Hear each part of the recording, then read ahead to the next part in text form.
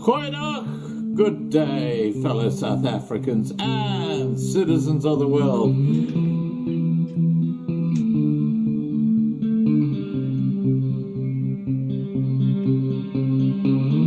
I've been looking around for salvation. I've been looking around for the truth. All around me I see frustration, and I looked all over till I found you. I sit and listen to your stories, and you're telling me, please don't worry. There's a lot in this world you should know, and love in life is where you should go. If you're looking for somewhere to go, if you're looking for someone to know, if you're looking for someone to guide you, then love in life will guide you. Goeienaand, good evening, fellow South Africans and citizens of the world, and welcome to the new look Loving Life TV channel. If you're not sure what that's all about, after this live stream, go and check out the contributing channels and see where we're going. Talking about that, this weekend our YouTube enforced sabbatical, or better known as censorship, of the main Loving Life channel expires. On Sunday night at 8 p.m. I will be having Rudy, Gareth and Nat joining me on the main Loving Life channel in a live stream to talk about the future direction of lovinglifetv.com and the all-important contributing channels and daily emails. In short, Loving Life TV, our new platform, is coming of age. Right, let's get on to tonight's live stream. Tonight I'm speaking to David van den Berg about the ZABR and the emancipation of the Boer folk. Now, while I get David on, please remember to register on the lovinglifetv.com platform from the homepage to be kept informed. Our goal is to become the largest online source of news and views in South Africa and on South Africa. And please ask any questions you might have in the side chat, and I'll put those to David later on. Here we go.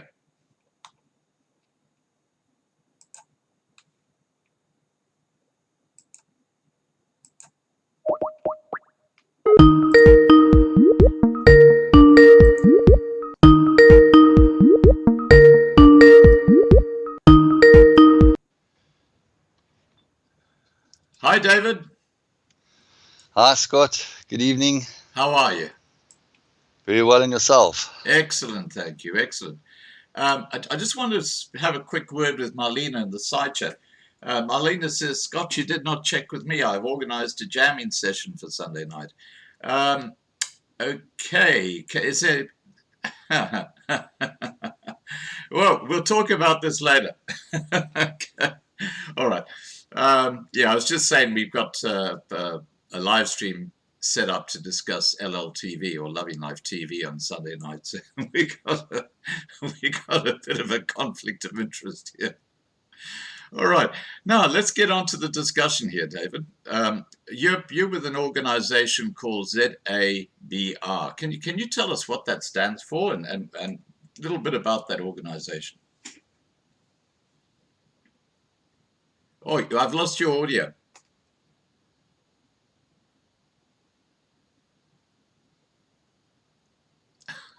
You gotta love. There you are. Sorry Now I about hear that. you. Okay. Scott, no, we're not an organization. We're a folk, a tribe, and we represent the Boer folk. The ZABR stands for Zuid-Afrikaanse Boer Republiek, which consists of the Old Transvaal and the Orange Free State, as we knew it in 1902, and we've just abbreviated it to become the ZAR, as the South African Republic was known in the good old days. Right. Now, just historically, just so people who are not particularly affair with South African history, if we go back to the Boer War, 1899 to 1902 period, the Boer folk owned, or that they had two independent states, which were the Orange Free State and what was the Transvaal.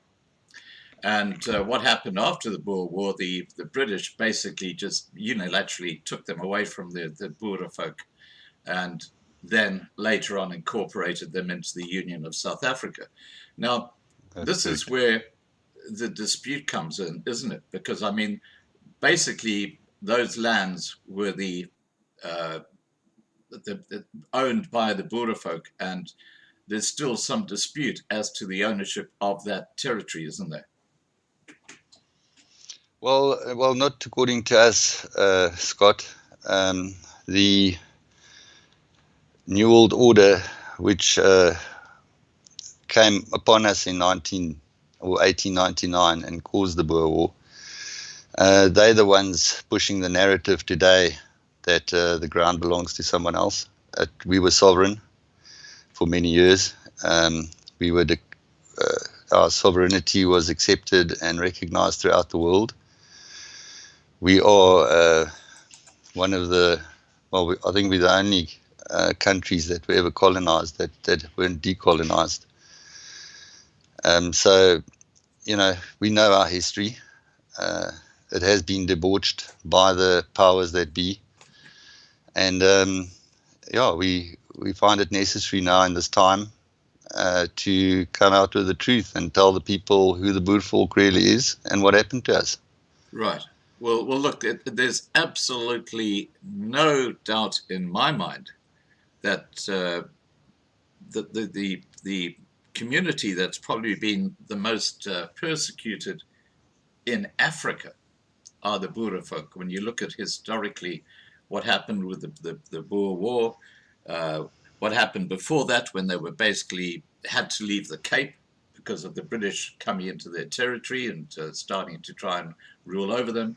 And, you can just go through history and see how, and today, under the ANC, how the Boer folk are again being persecuted. And it's crazy that the rest of the world don't recognize that, isn't it?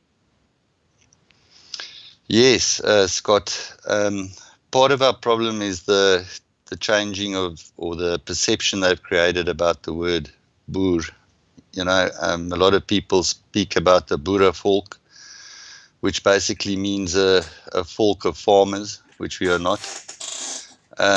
Boer is the folk that we belong to, the Boer folk, not the Boer folk, like a lot of people refer to us as. The Boer, the word Boer, stems from the Germanic people and Northern European tribes.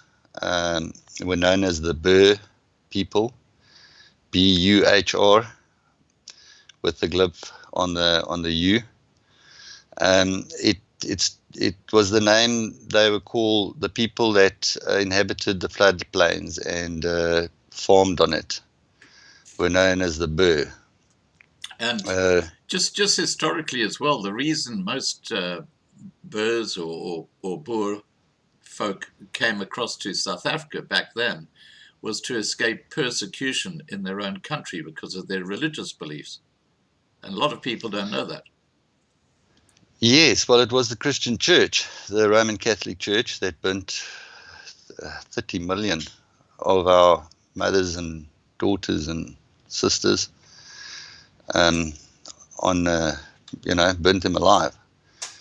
And we were known as the heathen, the people living on the heath.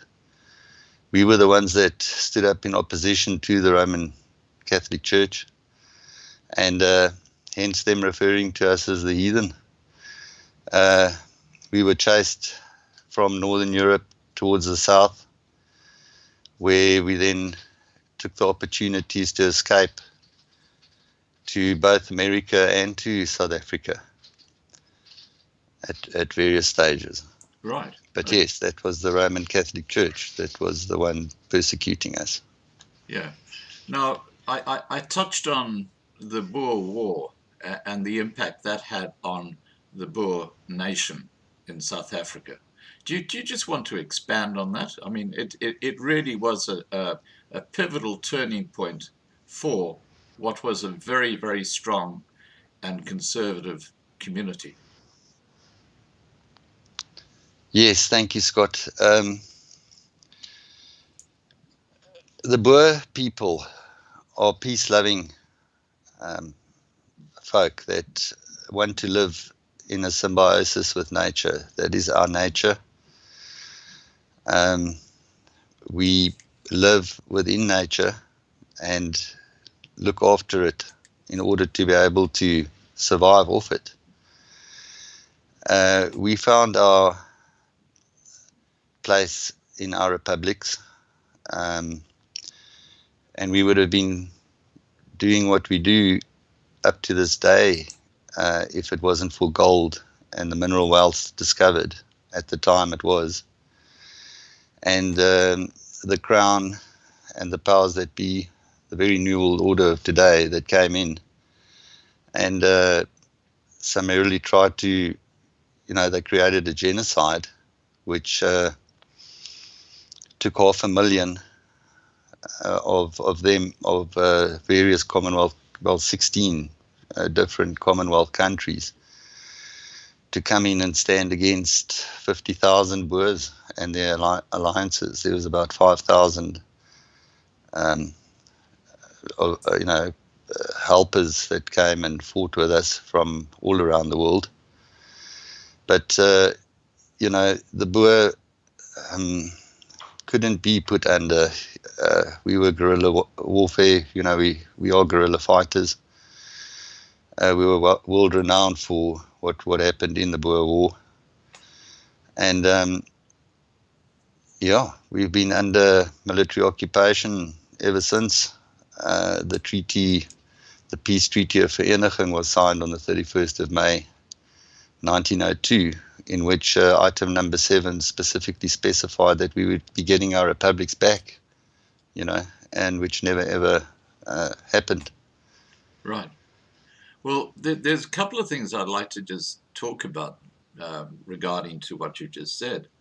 And you referred to the thousands of people who actually came on board with the Boers to fight the British. And it's interesting because Fiona Timms, who's one of our Loving Life family, one of her ancestors was a lady who actually, I've forgotten who, she's here in the side chat, she'll let me know who it was, but she was somehow working for one of the top British generals.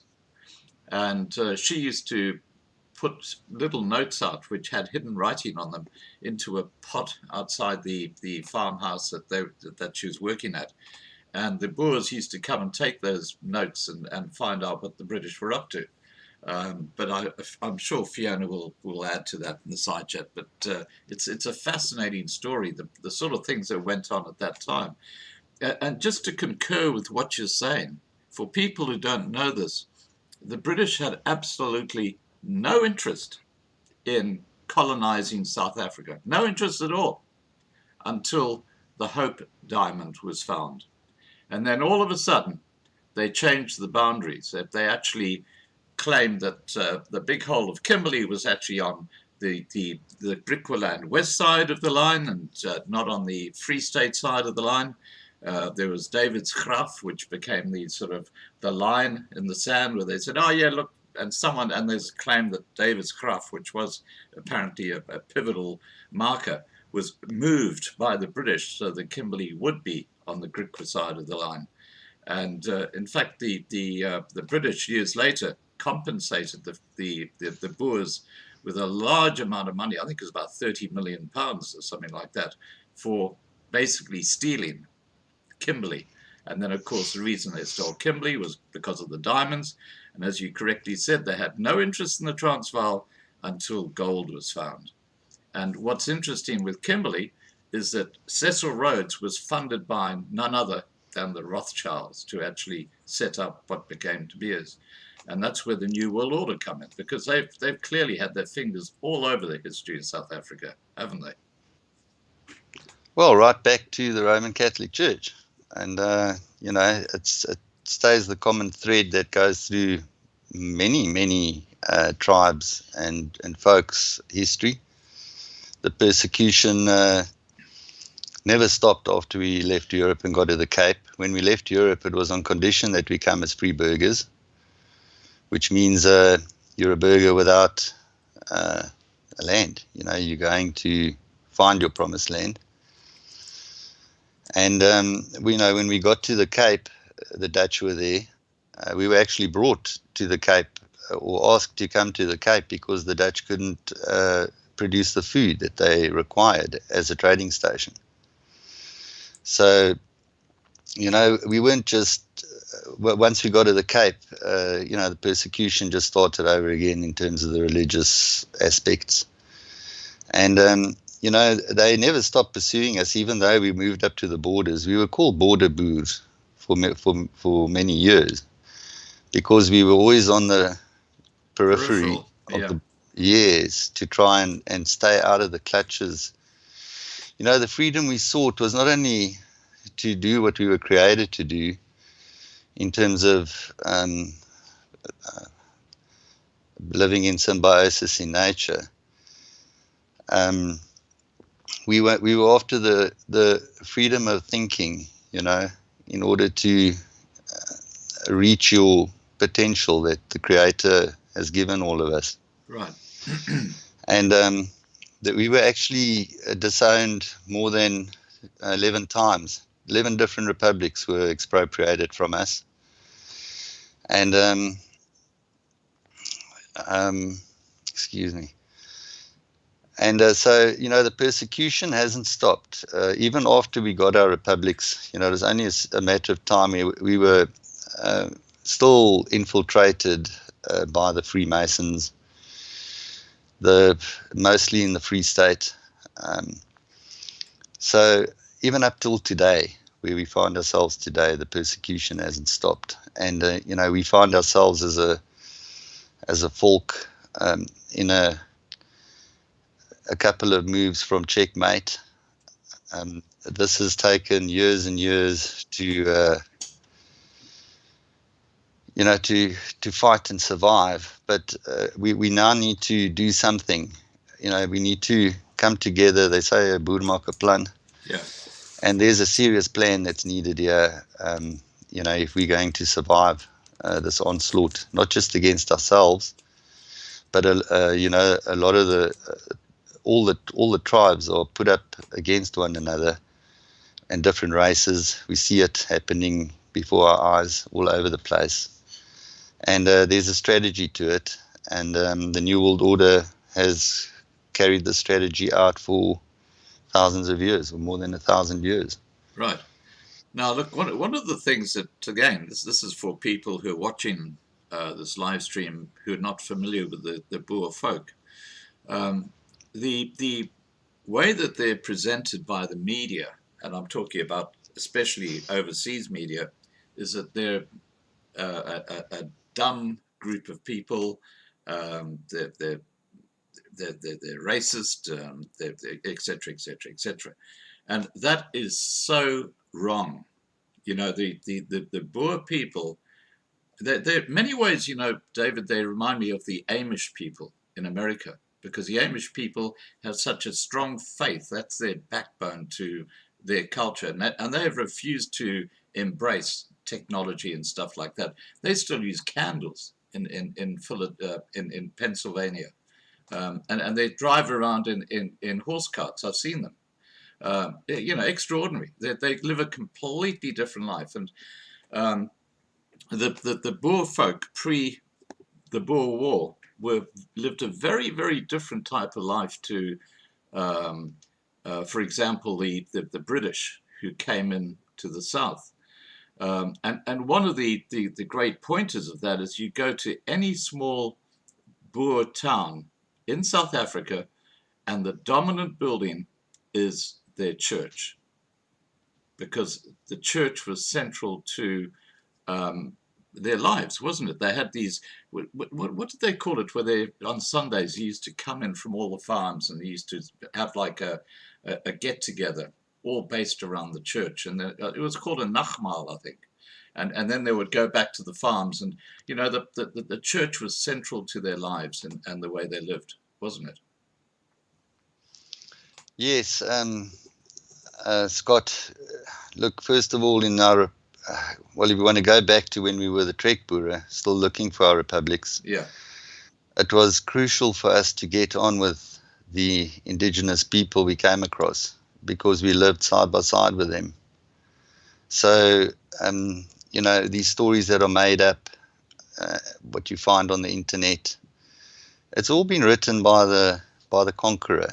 As they say, history is written by the conqueror. Yeah, exactly. And in our case, it was the Afrikaner that was the Freemasonry accomplice to the crown that caused all our grief.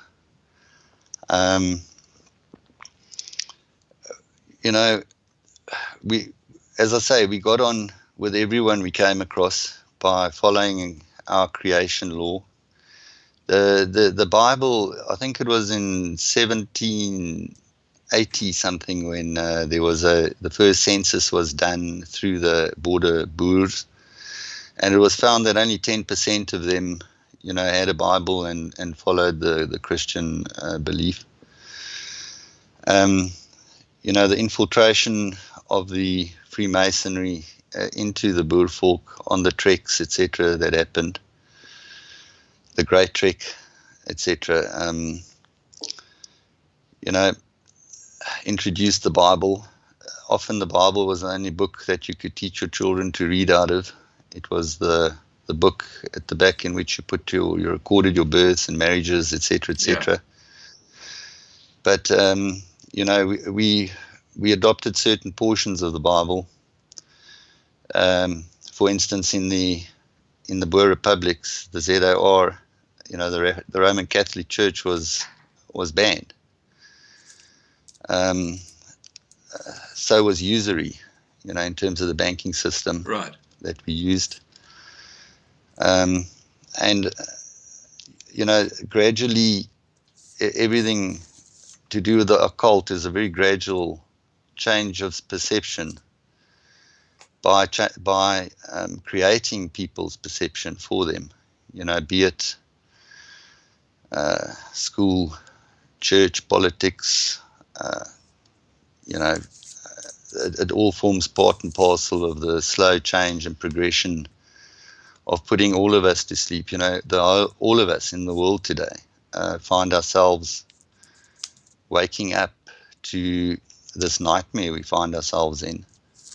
And we need to start looking deeper, and a lot of us have discovered the truth through what has been recorded in history.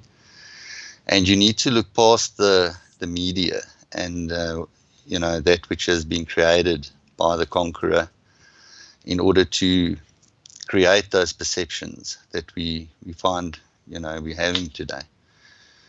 So this idea of the Boer standing against the British, with the Bible in the one hand and the rifle in the other, is another misperception that has been created of the Boer.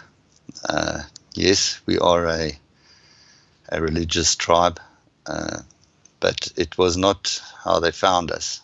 I believe personally, we were genetically modified when we saw our women folk being burnt alive in front of us. part of it was to force religion, the Christian religion, onto us, and then tell you, you know, if you aren't good, you're going to burn after you die. So there was definite influences in terms of what happened in Europe. And I think it's important that a person, the perception of the Boer, you know, we need to actually go back to where it was debauched. And we believed in the laws of creation, you know, where something like war is unnatural. And if we go back in history, you'll be amazed to see that golden thread that runs through all wars, and where the New World Order, come Rothschild influence, you know, can be found in virtually every single one of them. Exactly. And they created. Yeah. And they created in order to do that. You see, they know that people are herd animals. You know, we belong in a herd, and if you keep the level of fear at a certain height, and you open gates, you know, people move to that direction as a flock. And you know, they used religion to do what they've accomplished today. So, you know, we're sitting as the Boer folk, we're sitting in a dilemma where we are split up with all these denominations, and the time's come, you know, to face the facts and face reality around us and find a way forward where we can come together and decide on what was our true history, and in a court of law, our own court, and tell that to the world, you know, get that properly published and expose the New World Order for what they've done. Well, there are a couple of things I just want to touch on, and maybe you can comment on what I'm saying. The first one is, if we look at the person who's recognized by many Boer folk as the prophet, Sina van Rensburg, the only book he ever read was the Bible. He never read any other book in his life, and yet he came up with these prophecies, which were kind of couched in like a misty kind of way of saying things. You know, he didn't refer specifically to war. He called it like the Black Ox, or, you know, he had a different way of actually interpreting and saying things. And one of his great prophecies was that the Black Africans would become the government, or the ANC. He didn't say the ANC, but the majority Black population would become the government in South Africa, which back even 60 years ago would have been unheard of. And he wrote this back in the early 1900s, somewhere around about 1910, around that sort of period. And as I say, he carried that book around with him the whole time, and he was good friends with General Delarey and all these other Boer heroes. What are your thoughts about his role and his prophecies about the Boer nation once again becoming a nation with its own land? Yes, he's an important prophet. You know, we believe all tribes have their prophets and their oracles. It was very important in our history, all the way back into Europe and, you know, into ancient history. Each tribe had its oracles that was the God's speech, if you want to call it that, to the folk, to all the tribes. Specifically, you know, they used, the oracles were of their tribe, and they could see into the future. Many of them in Europe happened to be women that were burnt at the stake for, as witches. As witches. And Sinner had his way of interpreting his visions as a definite, you know, it's true what happened. He could tell you whether to unsaddle your horse at night or to leave the saddle on during the Boer War, in terms of where the English might be, etc. But we also had the oracles that wrote down the their visions in poetry form, and one of the ones that stand out is Watermeyer. Watermeyer was banned for long in the Republic of South Africa. Even now, people have issues with his poetry, where he spoke of the Boer from the time of Atlantis, when that sunk, and that being our origins, and what's laying ahead of us, and how Africa will become the place for the white tribes of the world that are being persecuted to come to, in terms of safety and being able to survive this onslaught that the whole world's under at the moment. Yeah, well, it's interesting that 1993 document, which was penned by none other than Ramaphosa, where he talks about boiling the frog slowly. He makes specific reference to the Boer folk. He actually says, these are our biggest challenge. These are the people. He wasn't worried about the English people living in South Africa. He wasn't worried about the Afrikaners living in the Western Cape. He said, the Boer farmers, that is our biggest challenge, because they're the people we need to break. Now, that point I've brought up because there has been a huge shift in the mindset, I believe, of the Boer people. And I think this is the biggest challenge for you. Because when you go back to the Boer War, they stood as one, they fought as one, and they nearly beat the biggest army at the time in the Boer War. I mean, they were that close. And when you look at the history, it's a shame that they didn't just march into Mafeking. They didn't just march into Ladysmith. They kind of hovered around the sides until reinforcements came in, and they were then forced back. If they'd actually gone in and taken those areas, and Kimberley as well, I think that war could have had a very, very different ending. What are your thoughts on when we look at the fight and the determination of the Boers then, and you look at the division between the community now in South Africa when we talk about the Boer folk? How do you get that to turn around? How do you get them to work together?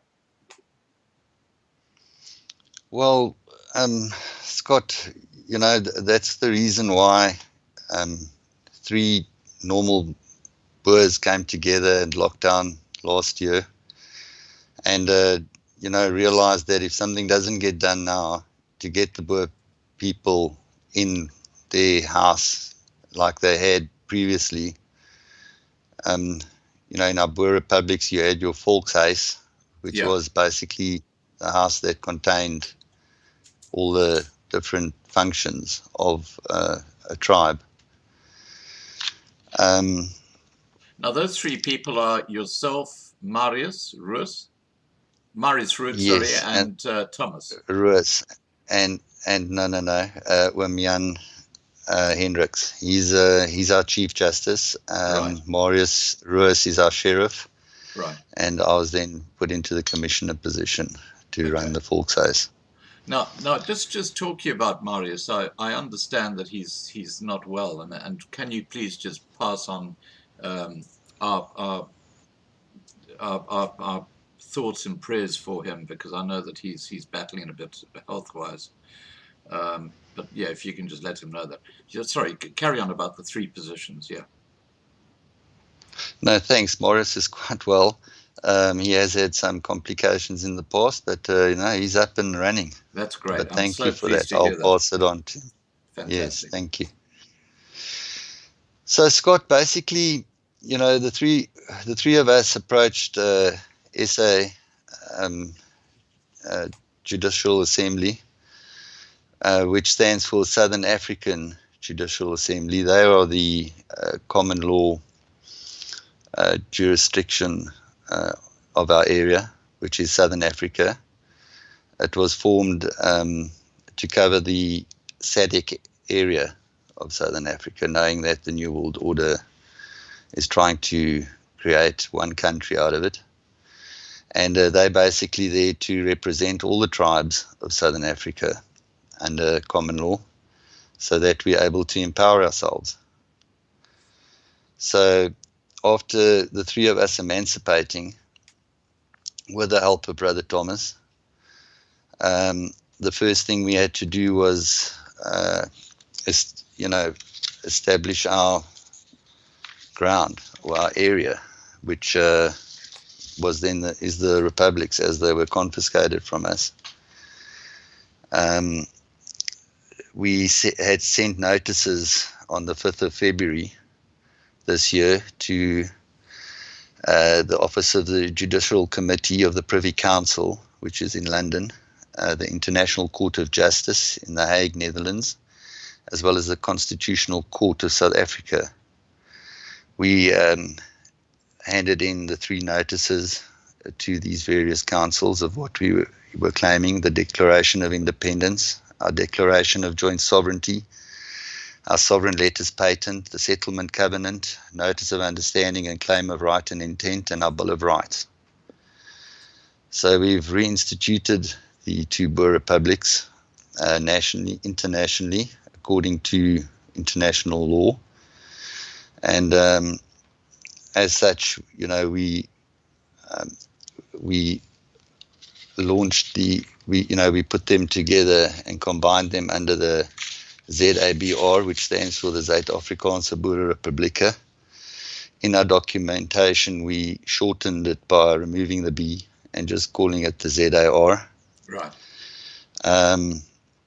So, we need no one's permission to do this, or we just basically sent in the notices to those that need to know. And we need to continue as a folk and come together. As we mentioned earlier, one of the biggest problems, but one of the New World Order techniques of splitting anything, they have to Causing division. They've got to divide and rule, and they've used the denominations to do that in. So we've pulled together, we've created the Volkshuis again, and we've got a Volksraad and our Volkshof, which is basically our state assembly and our court. And we need to use this for our people to come into the house, and discuss what our denomination will be going forward, so that we can get eendrachtigheid, which is, unity. We can stand as one, and together then decide and plot our way forward. And as I said, we need no one's permission to do it. It is our right, as it is at the moment in our constitution that exists in South Africa. It's also clearly defined in the RDP document, the Reconstruction Development Program, that common law needs to be promoted to all the various tribes of South Africa, so that they can rule themselves. But again, everything's hidden in plain sight, and all the gears are geared into working against that. And that is the dogma, that is the New World Order that we're up against. Yeah. Now, when you talk about the Volkshuis, is that like an analogy of people coming together and doing things together? Or do you have like a town like Orania, where people can actually gather as a community, and you've got like a hall, which is the Volkshuis, where you sit down and you have meetings and talk? Is it a symbolic Volkshuis, or is it actually a physical building where people can go and meet? Well, we haven't defined the physical one yet, but as it stands, when we claimed our republics back, we haven't only covered the physical republics as we knew them back then. It's when you emancipate, you emancipate with the ground you stand on. And due to the occurrences in our history, we find ourselves all over the place. So at this stage, the call is to those in South Africa, wherever you may be in South Africa, as well as Namibia. The ground you stand on is sovereign because it's your castle, and we're incorporating every emancipated person's property into the ZOR, which will make them sovereign and under international law. And if someone trespasses or declares war against you, you have a right to defend yourself. Right. Now, you've got a key date happening on the 31st of May, haven't you? Can you tell us about that? Yes, Scott, for some reason, the Kabbalistic date of the 31st of May was used a number of times in the suppression and persecution of the Boer folk. The Treaty of Vereniging happened in 1902 on the 31st of May. When we went into union on the 31st of May 1910, the Boer folk identity basically got stolen by the Afrikaner, as well as our language.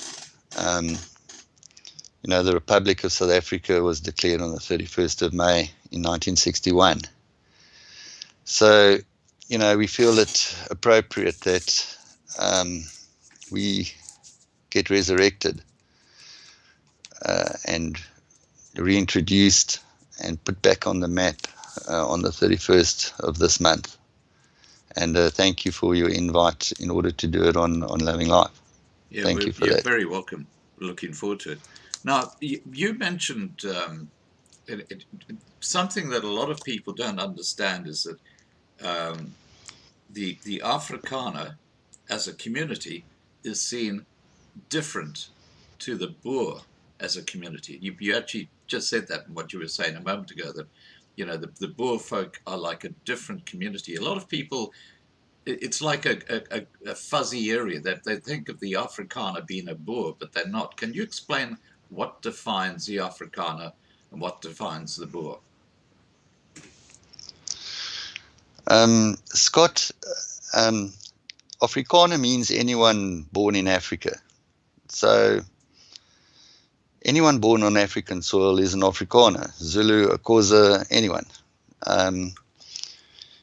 When we get told that we an Afrikaner and not our tribe, it's an insult. It's like going to a Zulu and telling him, you're an Afrikaner. It's just not. It's just not true, right. And it's ridiculous. The Afrikaner in the Boers, or the Boers' perception of the Afrikaner is our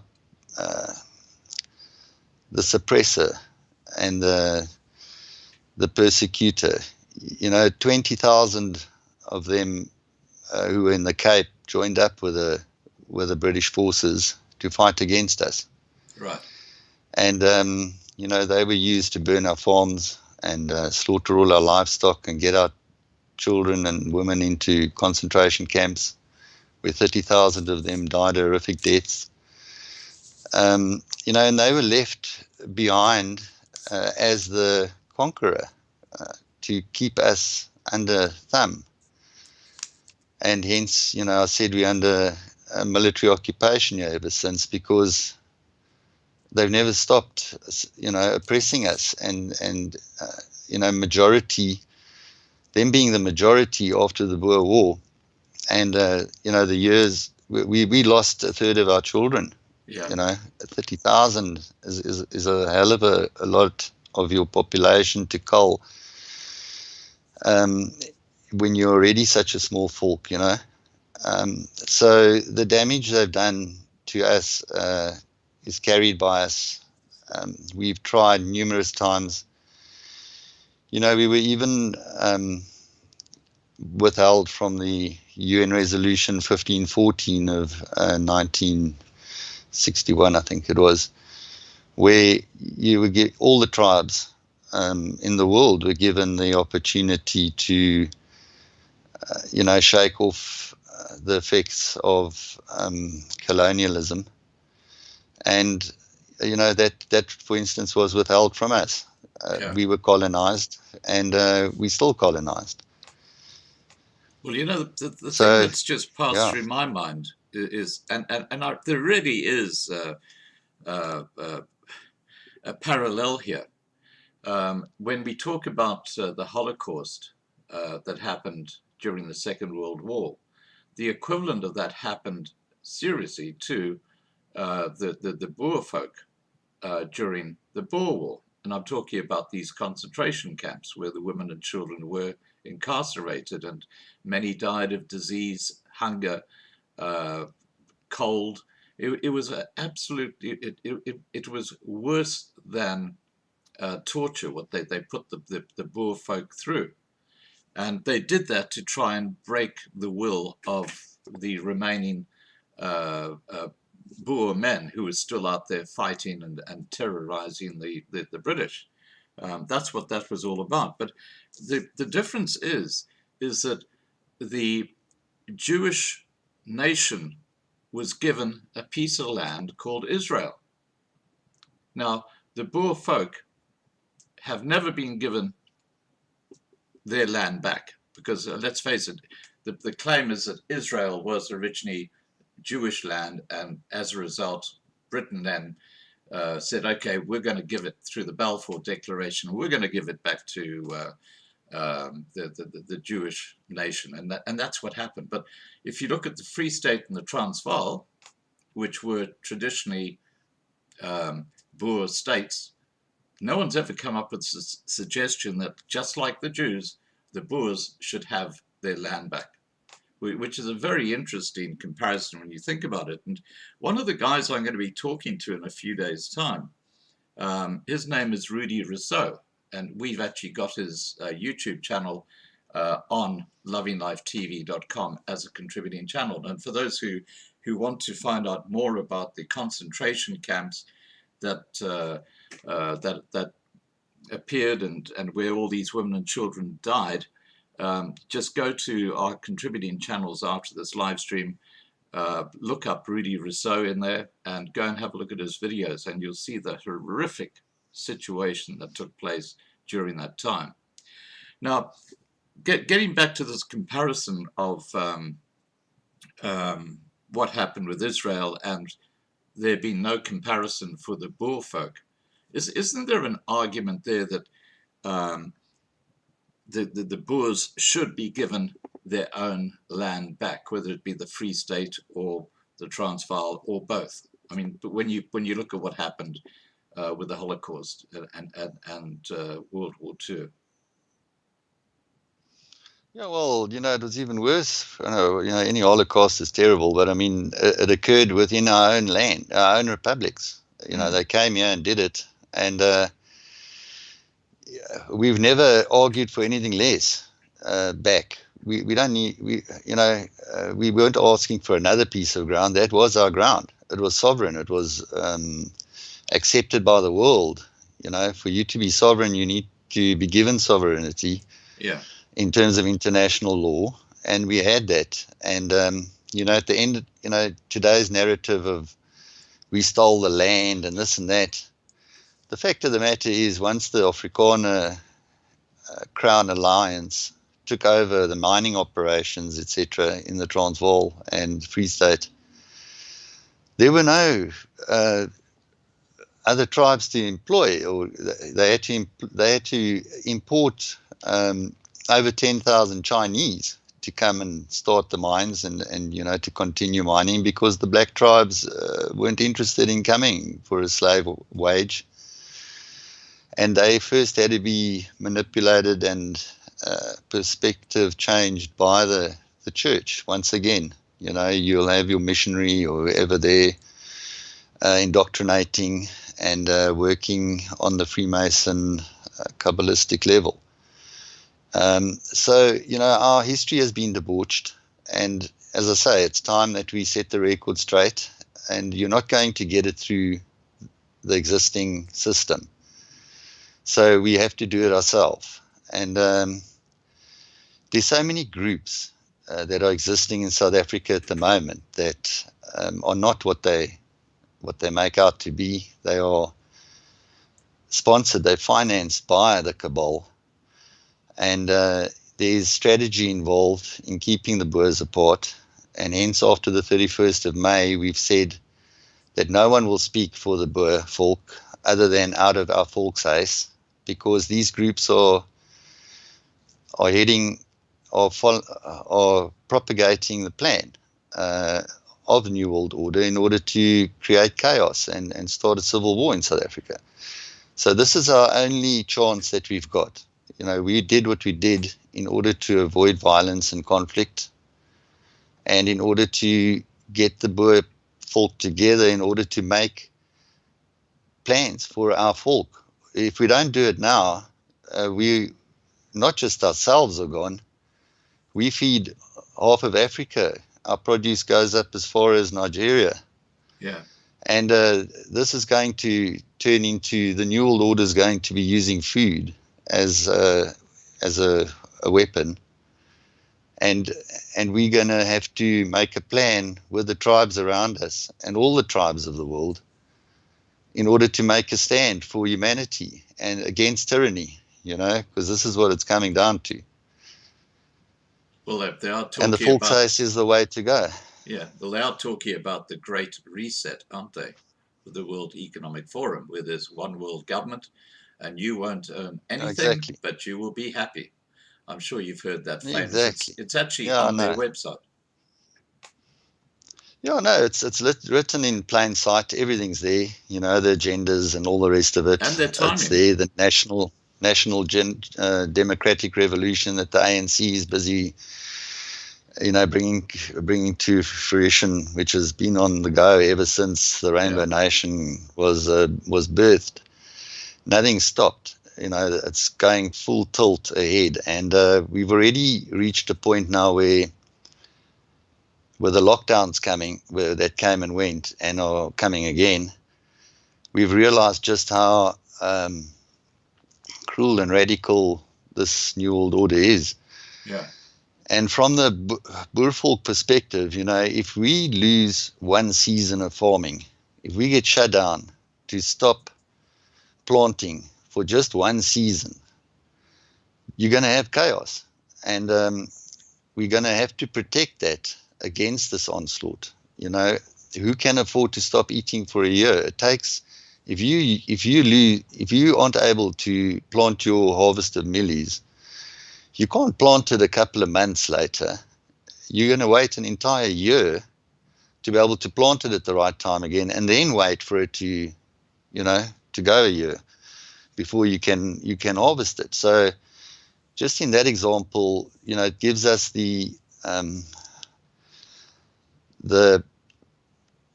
urgency and the dangerousness, if I can call it that, of what's happening. Yeah, well, look, I totally agree with you. I totally get it. And one of the things that a lot of people don't realize, and again, this is part of the New World Order's plan, is that the banking system are doing a huge amount of damage to food security in South Africa because they're foreclosing on farmers. Now, there's a good friend of the Loving Life channel who's a farmer at Bultfontein. I'm not going to say what his name is, but he is actually taking the First National Bank through the courts for fraud because they're trying to take his farm off him. And before they actually foreclosed, he planted this year's crops, and he reckons they're worth about 14 million rand.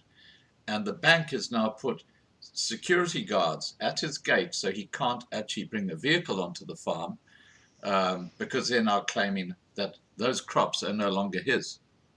So they're just going to perish in the field. This is the sort of stuff the banks are doing to people in South Africa. They are destroying the food security of not just South Africa, but as you said, the rest of Africa, aren't they? I mean, they're part of the New World Order. Yeah, look, it's all one. It's the it's the schooling, it's the churching, the politics, even the food we're eating at the moment is dumbing us down, not to mention all the medications and all the rest of it, depression, anxiety. People are sick, from years and years of this program that's been running. And, if we don't decide that it's time, who's going to decide? Yeah. Well, the other thing that's very disturbing, David, is that if you look back to with the apartheid times, the force behind the government was the Broederbond. And yes, today it is the Open Society Foundation, which is run by George Soros. Their advisors are actually now advising the ministers on policy. And I always use the example of Professor Ruth Hall, who is involved with an organization called PLAS, which is based at the University of Cape Town. She is writing the policy for the expropriation without compensation. PLAS is funded by, guess who? The Open Society Foundation. This is what's going on behind the scenes. And of course, that again is the New World Order that are basically undemocratically creating the policy for the future of all people in South Africa. Well, of the world, you know.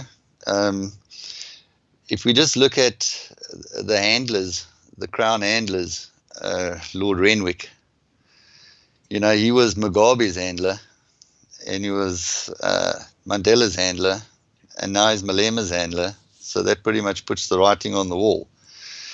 So, that common thread, as I say, runs through everything, through the banking systems, through this, everything. So, we need to step up to the plate and give the folk an opportunity to, first of all, claim their identity and say, I am a Boer. And, come into the folk space so that you're able to take control of your own power of attorney and exercise your rights, your unalienable rights, which is in this very constitution under statutory law. So, this whole process is totally legal, and,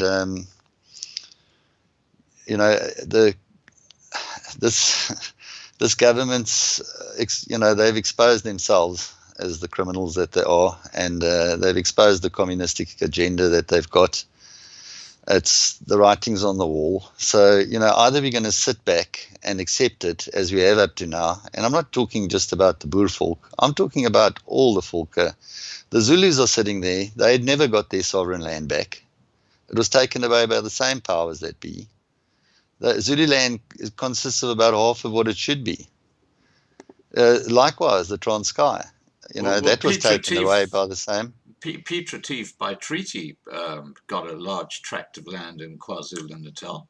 But I just want to come back to what you were talking about there with regards to the ANC government, which we know is a gangster state. There's a school of thought that the ANC are going to fracture into these two factions, which is like Zuma, Kames Magashula faction, and then the Ramaphosa faction. And what people I know who pretty well got their they know what's happening behind the scenes in South Africa, they're suggesting that the new hope for the New World Order in South Africa politically is, and believe this or not, this is what the word is Neil de Beer of the UIM. The suggestion is that he knows what's going on. He's going to get funded by the Ruperts and the Oppenheimers, and that the idea is that when the ANC are in chaos, they're fighting each other, the UIM will step into the mold, and they'll basically keep on doing what's been happening in the past. Isn't this the perfect time, when the ANC are fracturing and so on, for the Boer folk to say, okay, this country is no longer being run by a government, it's lawless, we're just going to take back our states and basically physically take back your states? Isn't this a perfect time to do something like that? Well, Scott, the timing is the timing for each folk, and I think the lockdowns that we experienced has woken up a lot of people, and once we each folk needs to come together and consolidate and get back their sovereignty, so that at least they have their power of attorney over themselves and their land. I think, we all exist out of our land. There's, every bit of us comes out of the ground and through the produce that we eat. So if you without ground, you can't exist. And that's the point of communism. It's about taking people, stopping the food production, getting them off the ground. This expropriation, ground's unexpropriatable. As a folk, You in our destroy the republics, economy if you do that. well, the Boer folk sees our ground as, we only caretakers on it for our children. Yeah. You can't sell ground, or if you find yourself on that ground, you're there to be able to live off that ground and better the ground in order to give something better to your children. And that's the point of creation, that the Creator made us to be, is to be those people. And that's all we want to do in peace and, with our freedom of thought, and to have good relations with everyone around us, as it's always been. The history needs to be corrected. And, the other tribes around us, we hope will, follow the cue. They already have their common law in place. They have their tribes. They haven't disappeared. They're there loud and proud. Their kings are there. All they have to do is put their common law, swing it 180 degrees, so that their common law stands above statutory law, because statutory law is really to be used in trading and trade of commodities, etc. And so we'll always need it. But we aren't commodities. We aren't the straw people that your birth certificate made you. And it's now time for those that have woken up, and the kings need to lead the way in terms of those tribes. But we stand with the tribes around us, as we always have. We've never had issues with them. We've had issues where the church was involved, and the killing of Piet Retief. There's many versions of that story. But be it as it may, we stand under a white flag, and we grant every other tribe around us the freedom we yearn for ourselves. And I'd like to, if I may, just go through the creation law which the Boer folk has carried, and we've always, this is what we've carried in us, and this is what common law is based upon. Common law is common to all the tribes on earth. Anna von Wright in America, she's the leading woman on earth, leading the charge against the New World Order and what's happening in the States, etc., etc. And she's writing this law as we go to accommodate what's happening to us. And many tribes around the world are using, the gift of truth that's been given to us through SA General Assembly from her to achieve what we have achieved up to now and where this is going. But I'd like to just quickly summarize, and I'll have to read it off. You'll have to excuse me. The laws of creation that the Boer folk are going to implement within our court system is as follows. Number one, nature dictates the example to all. Number two, all life within nature strives for survival in all that it does. 3, each species reproduces itself in perfection as the Creator intended. Number 4, each species is tasked with its capabilities given to perform its function honorably and truthfully within nature. Number 5, each species' survival depends on the survival of other species. Number 6, no species is more or less important than another. Number 7, from big to small, all are equal and as important to life on Earth. 8, extinction causes further extinctions, a crime against nature that causes suffering and disasters. Number 9, life is a continuous cycle of birth and death that keeps the creation youthful, strong and growing, symbiotically in harmony. Number 10, unspoiled nature remains the only source of knowledge and truth. 11, each race and tribe's existence is dependent on nature and has a responsibility to perform the tasks nature intended, equipped with the necessary ability and skill. This gives each the right to fulfill their creation task honorably within nature. Thus, each individual belongs to a unique grouping or tribe within the unbreakable, unchangeable, ancient laws of creation. Each grouping united in reason and function with a rigid responsibility for the following: A, keeping purity of blood and genes. B, promoting growth and continuation of your species. C, the protection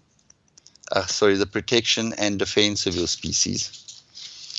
D, the education of our children to live true, proud and honorable lives in grateful respect to nature and the creator thereof. Number 12, each tribe has a right to life, independent on their sovereign territory, to thrive, using their own strengths to achieve their own goals. 13, any tribe destroying its territory with methods in conflict with nature has no right to life. Number 14, tribes or nations that were not created as part of nature is not in harmony with nature and therefore cannot contribute. They live a meaningless existence with twisted and distorted ideas that they use to corrupt nature. They have no deeper knowledge of nature and the meaning thereof. They destroy and cause decay, claiming all of creation under the guise of a twisted, invented religion that gives them the right to do so. Number 15, man is an important link in nature with his many differences, variety, and diversity, each tasked and provided with the ability to fulfill his task honorably to maintain harmony in nature. And that in a nutshell is where we're heading, and the rest of our laws of the folk will be based upon this. Politics and religion stands outside of the court itself. Right. That is a given in common law throughout the world. Now, I just want to talk about the present state of government and law in South Africa and the world, because if you look at the justice system in South Africa, and what you were just talking about there was basically like a manifesto for a future as a community. But if you look at the current state of the legal system in South Africa, it's a complete and utter mess, isn't it? Well, the ANC is an organization that was created by the New World Order, tasked to do what they're doing in terms of the communistic takeover of the world, to lead us into tyranny. To destroy South Africa, basically.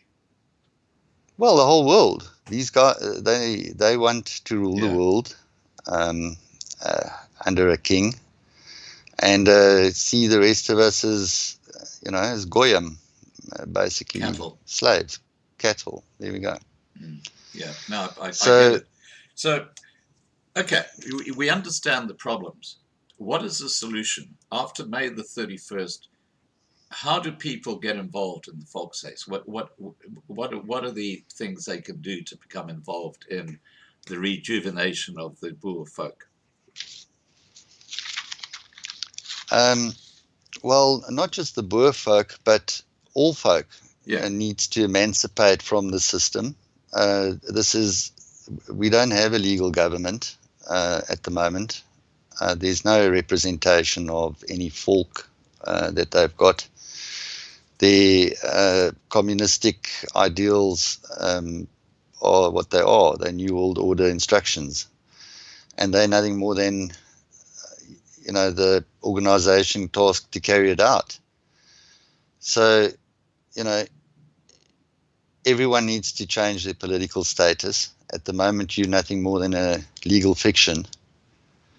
You're a so share. in order to, yes, the minute that a government starts trading internationally, they're no more a government. The government's there to provide services to the people of whatever country that you're in, whatever government there is. It's a contractual agreement for them to be paid to deliver certain services.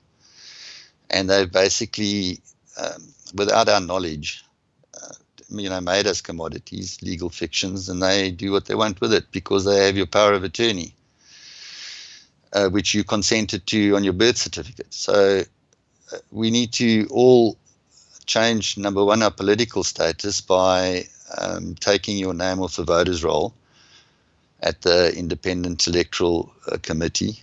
And then secondly,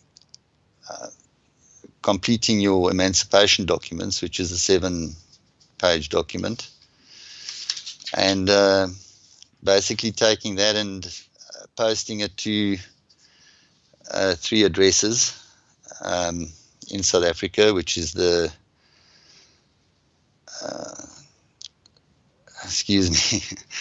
as the SARS Commissioner in South Africa, which is the National Treasury, the Minister of Finance, and the Master of the High Court, to declare that you have taken back your power of attorney as regards yourself and your ground that you stand on, and that you do not stand, you leaving the debts and everything else that they've accumulated through the corruption, etc. At the moment, it stands at about 56 million or something per citizen. And once you've, you put in your documents and you've posted them, you'll then get an oath to sign if you're interested in joining the Boer folk. Whatever folk you belong to, you need to return to that folk in order to have your common law applicable over you, which is your folk, your folk law, that's applicable to you. No man's qualified to, no folk is qualified enough to be able to rule over another folk. Each tribe needs to rule over themselves because they're the only competent ones to do that. Well, the Bible, And the Bible always talks about the different tribes, the 12 tribes of Israel, and so you've actually got recognition in the Bible that you've got different groupings or communities. Yes, that's the natural creation of things. That's how we were created. Yeah. We were first created in, you've got races, and then you've got tribes within those races, and then you've got families within those tribes, and so it goes down to the individual. And if it goes well with the tribe, it goes well with the individual. Absolutely. Yeah, if it's not going well with the tribe, it's not going well for anybody. And the current state of things is, yes, it's terrible. In South Africa. And there are a lot of people that are gatvol too, if I can use a word again. Yeah, well, that is it. How gatvol must you get before you decide to do something? And our boervolk, there's a saying that a boer maak 'n plan, and we make a plan when there's a problem, and this problem has become too big to not get together and make a plan. Well, yes, we're gonna. The problem is in another famous saying, which is on the old half-cent bronze coin, Eendracht maakt macht. Now, that is the Achilles heel of what's going on in South Africa. I'm at the cutting edge. I see what happens. I see how people, they just don't want to talk to each other, and they've got to work together. People have just got to work together. Now, people who are interested in becoming part of the Volkshuis and looking at a future as, their own community, the Boer folk community. Who do they contact? What website do they go to? Is there a phone number? How can they actually get in touch with your group? Yes, Scott. On the 31st of May, we're doing a live stream. We'd I like believe, to launch. with you. Yes, we're going to launch our website at that stage. Right. We're working on it at the moment. We're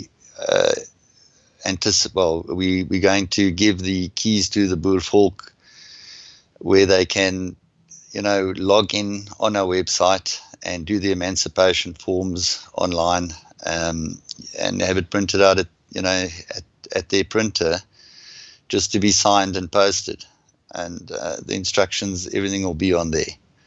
At the moment, we've put out, we have been placing on the various groups, Boer folk, or that make out that they represent the Boer folk. We've put it there because our people are there. Right. We've had, we've had a lot of the obvious ones, and I won't name any names, but aren't very happy to see anything going out on the groups, and they basically expose themselves. But it's happening. It's a vibration that's being felt throughout all the tribes of South Africa and the world, I believe. We see what's happening. Nations are on the move. People are up in arms against what's going down. They see through it. They understand what's happening to them. And they all are taking on their rights, and their rights is the common law. So that will become the eendrachtigheid that the world's going to need to get, to sort out these few. I mean, you're talking about a small group of people that's causing all this mayhem to the majority of us. Right. So the moment we decide it's time, and stand up and take our rights back that has been taken away from us, then problem solved.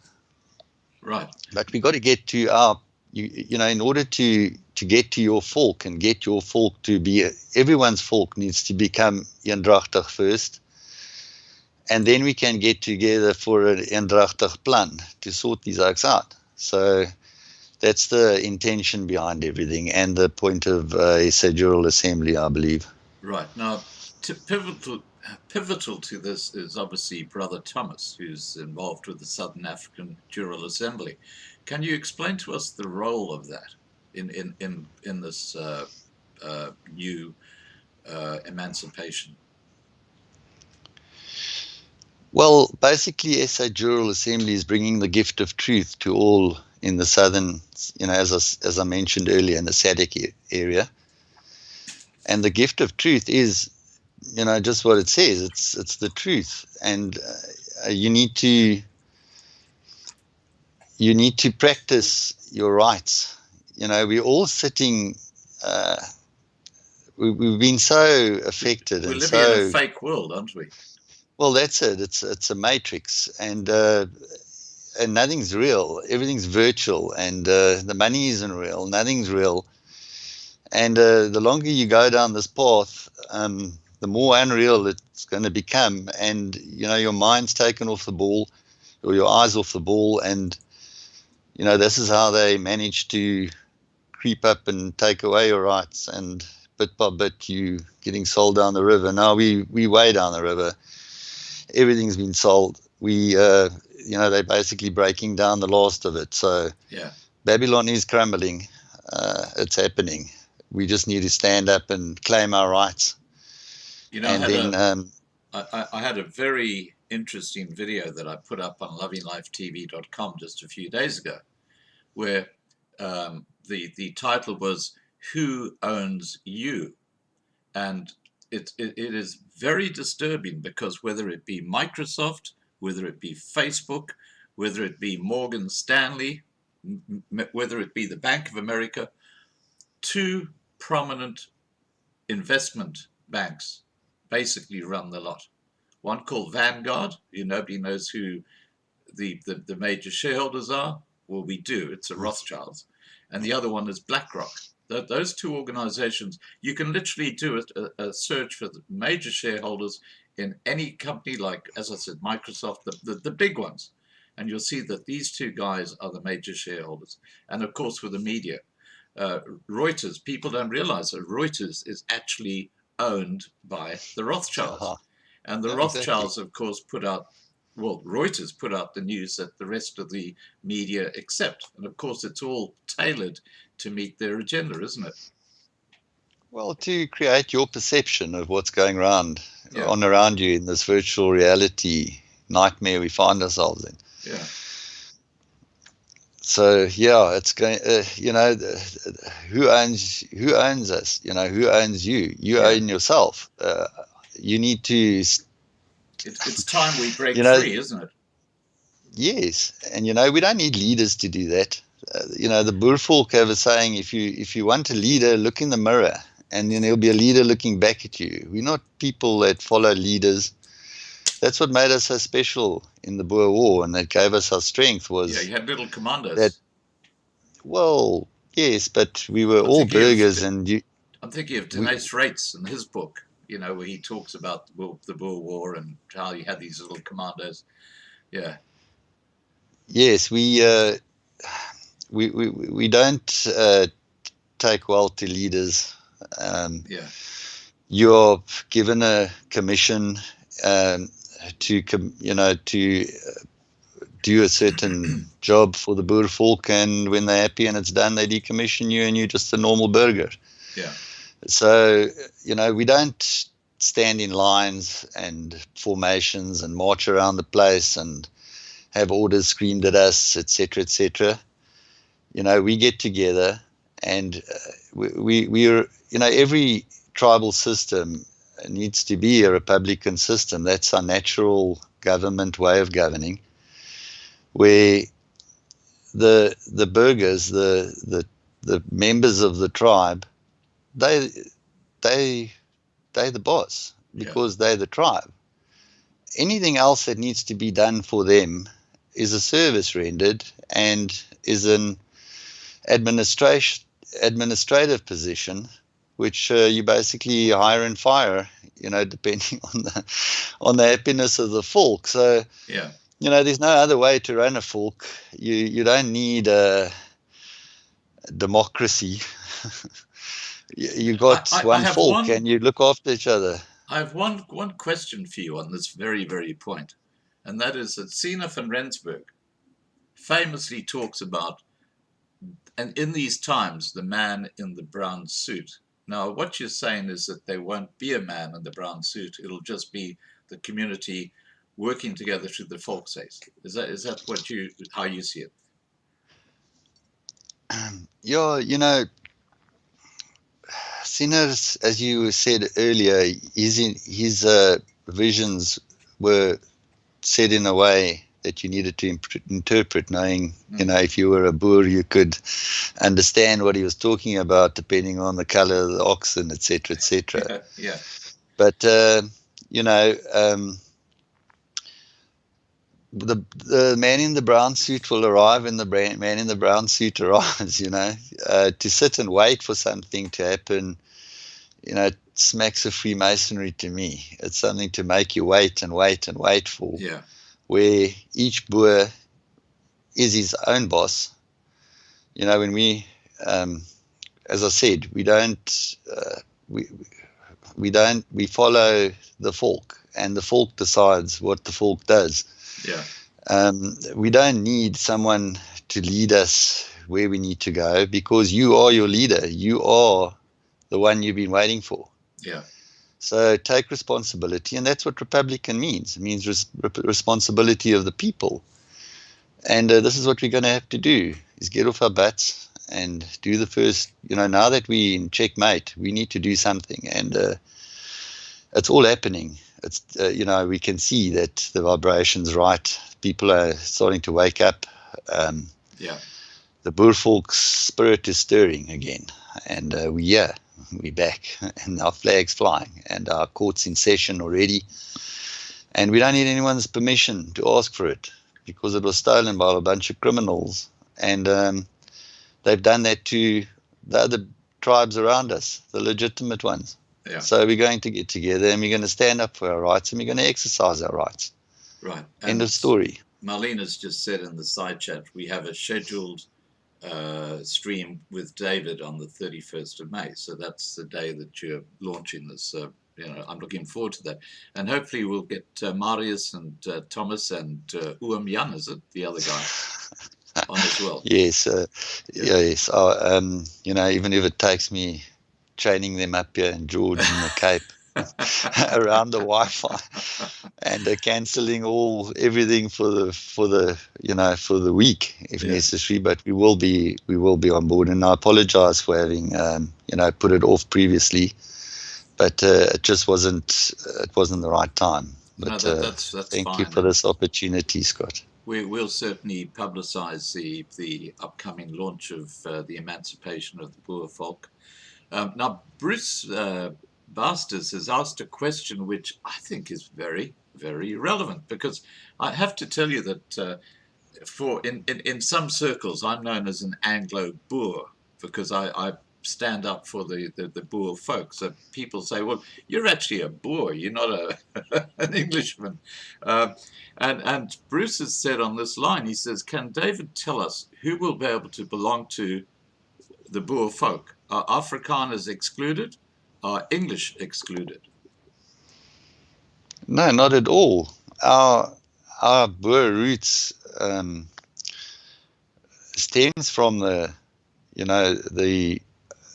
we're a Teutonic tribe, so you can follow the language.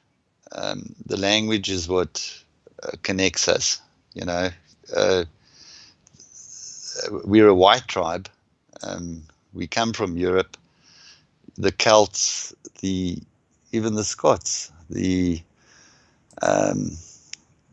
Northern European, the Germanic tribes. We're a bit of all of them put together. That was running from the church. So there's no cut and dry. In your heart, you'll feel what's right and wrong, and if the laws of creation resonate in you, that's good enough. We Boer. Our people are still spread across Europe and in the States. As I said earlier, a lot of us jumped on ships going to America, and Texas is full of us. We all connected, and we are all being persecuted right around the world right now through the same communistic agenda. So, we stand with open arms as the Boer folk here, and see all of our brothers and sisters from Europe that were chased and burnt at the stake. His ancestors were burnt at the stake as our brothers. And we're reaching out to everyone to say, stand together and hold hands with us, and let's make a plan, like Brother Thomas and Anna von Wright are getting the common law established all over the place. We need to wake our brothers and sisters up from all around the world. The Russians were helping us as Boers. We even had a commando of about 25 Jewish commandos that came and joined us and helped us fight this world order. Many of the Russian, many of them were Russian, and we got no issue with any tribe. We respect any tribe the way we expect to be treated, and we'll stand together with any tribe that stands together and believes in, our field clear behind us is a very important flag. The green that you see there is for the ground that we stand on, hence the direction that it points. It flies in the front. It's our, ground is our God. Without ground, you can't live. And the Creator's given us, in terms of when it's flying, when it's positioned the right way. Behind myself, the red depicts the energy, the sunlight that we need, the white the air that the Creator's given us, and the blue the water, in order for us to survive. And what this demonic tyranny has brought about. You just need to look at those colors and think for yourself, what they're trying to do, the ground they're taking away, the water's contaminated, the air's contaminated, they're even putting masks on us, you can't even put up a solar panel now and they're wanting to charge you and tax you on it. So, this is what we stand for. Yeah, we live in a crazy world, and we need to go back to our roots and say, listen, this is crazy, and let's look inwardly, and let's be an example to those around us. And that's what the Boer folk wants to do. We'll take hands with anyone that sees a common enemy. And our common enemy at this stage is very, very easy to depict. There they are, just follow the money and have a look at your history. And those that have done you the most harm is who we're up against now. Yeah, well, look, I'll certainly be signing up as an emancipated Boer. You are more than welcome, Scott. You're more than welcome. David, thank you so much for joining us tonight. And on the 31st, we'll get right into the actual meat of the situation and have the other folks on as well. Is there anything you'd like to just say to people watching this live stream right now, or people who might watch it later? Is there a message you have for them? Yeah, the Boer folk, I can only speak for you because I'm a Boer. All I can say to you is you're going to have this one chance. Time has run out. We've sat for 119 years waiting on leaders to make our path for us. The time has come to realize that you are the leader of yourself. Lead yourself and emancipate. Lead yourself into the folk's house and come and have your say. You're part of a folk. So this is the opportunity we've been waiting for. And we need to take responsibility for ourselves, because if we don't, not just we are going to disappear, millions are going to disappear with us in the situation that we find ourselves in. Thank you, Scott. That's it. You're very welcome, David, and I look forward to chatting to you on the 31st of May. Thank you so much for the opportunity, Scott, and keep well, and all of the best to all the watchers, all the viewers, and we'll see them on the 31st. Fantastic. All right, guys, there you go.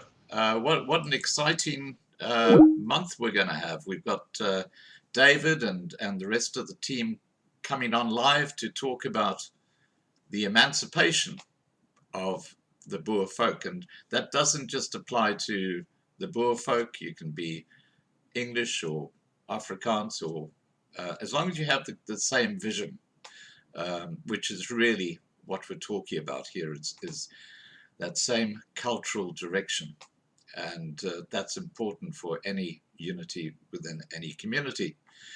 All right, I'm going to leave it at that, guys. Please, tomorrow night I'm having a break, so there won't be a live stream tomorrow night, but then the following night there will be live streams all the way through at 8 p.m. Johannesburg time. I think we're going to be having the discussion on Loving Life TV, and it's where it's going in the future on Monday, not Sunday night. Okay, I'm sorry, Marlena. Marlena looks after my live stream, so whatever she says is gospel. All right, guys, take care. I'm going to shut down the live stream now, but I will keep the side chat open so you can say your goodbyes, and I'll keep it open for a few minutes. Cheers, guys. Take care, and bye for now.